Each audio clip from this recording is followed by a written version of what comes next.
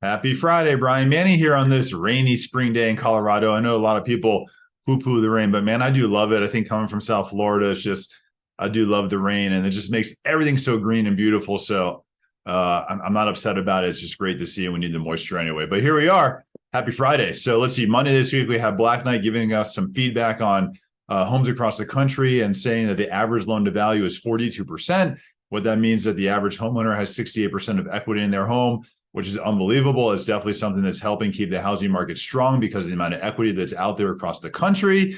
Tuesday this week, we got retail sales. This is for the month of April. Retail sales were up 0.4%. We're still seeing continued softening in retail sales. This was stronger than expected, but just overall, we're still seeing general softening in retail sales. We also got some feedback from CoreLogic on their rental index. So CoreLogic looks at new rents and renewals, and this is going up 4.3% on a year-over-year basis. This is down from 5% in the prior report. So we're continuing to see declines in the rental market here. If you look at apartment list only looks at new rents, and apartment list says new rents are going up at 1.7% year over year. This really leads us back to, looking at the CPI report, the inflation data that we're getting. CPI has 43% component of shelter costs. Right now, CPI has shelter going up at like 8% per year, but all the data that we're seeing has rents coming down. So there's still a disconnect. We'll talk about that more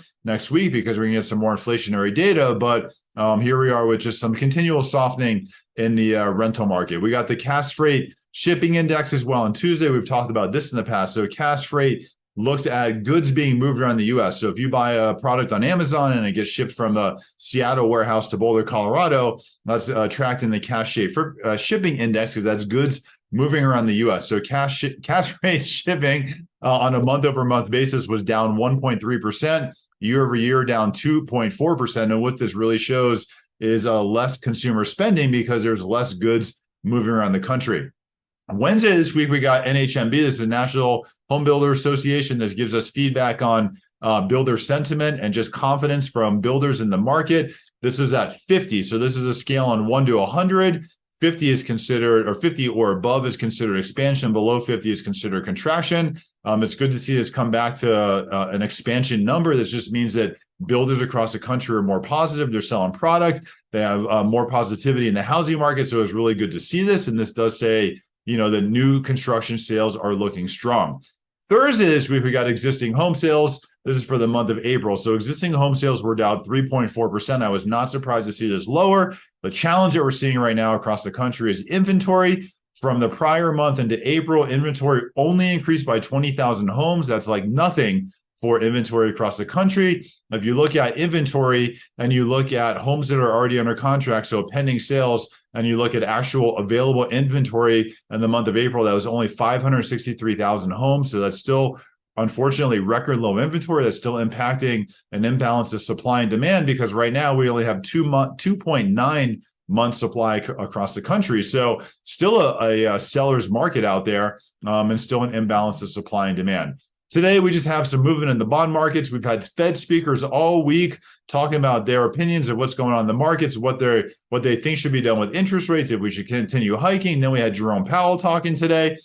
There's still instability in the markets, unfortunately. It's like the Federal Reserve is driving this car right now, looking in the rearview mirror. They're looking at data from the past. What I'm interested to see, though, is that next time the Fed speaks and they have a monetary meeting that would indicate a potential rate hike or doing nothing, I think that's on June 13th or 14th. But what's interesting is that the CPI report is going to come out one day before that. So I think we're going to see a really good CPI report in the month of June. Hopefully that's going to be favorable and that's going to impact the Fed decision, which I think it definitely could. We're going to have to keep a very close eye on that going forward. The last thing is today we got what's called the leading economic indicators. This is from a panel throughout the world. And they look at what's happening in the economy and then also U.S. economy. In April, it dropped by 0.6% as a leading economic indicator. So right now we're 13 months in a row of contraction of leading economic indicators. Typically, if you look at this and you look at their reports in the past, right at 13 months of contraction is when there's a recession. So, it's hard to tell if we're in a recession right now, if we're going to see recessionary activity in the next quarter. But if you look at the leading economic indicators, you look at the past, you look at where we are, certainly is all signs pointing to recessionary factors. But keep in mind, recessions are not necessarily bad for interest rates, because when you have recessions, inflation comes down and mortgage rates come down, and they're usually really good for housing. So here we are, only 563,000 homes available across the country. If you do feel recessionary pressures, inflation comes down, mortgage rates come down, housing will likely still remain strong and robust through these times. I'm around all weekend. If you have any questions, let me know. If you want to learn how we're closing purchase transactions in 10 days, give me a call. I'd love to go through our strategic home buyer session with you. Happy Friday. Have a great day.